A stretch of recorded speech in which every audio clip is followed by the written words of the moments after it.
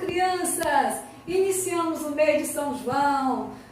Nesse mês nós temos 3 santos que a gente comemora. Santo Antônio, dia 13 de junho, São João, dia 24 de junho e São Pedro, dia 29 de junho.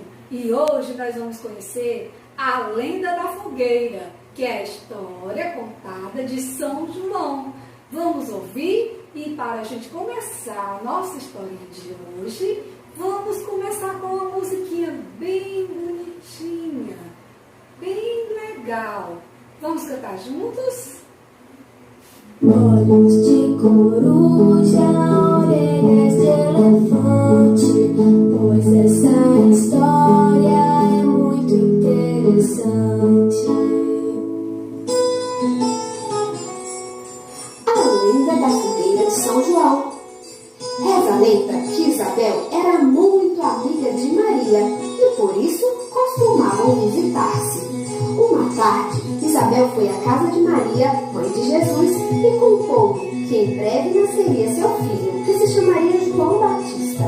Maria então perguntou: como poderei saber do nascimento dessa criança?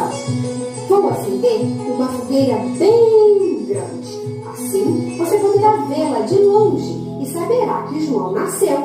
Mandarei também erguer um mastro com uma boneca sobre ele. Isabel cumpriu a promessa. Certo dia, Maria viu ao longe uma fumaceira e depois umas chamas bem vermelhas.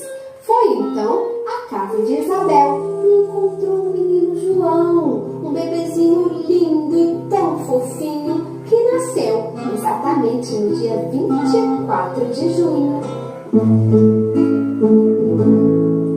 A história acabou. Era uma vez, agora quem quiser que conte outra vez.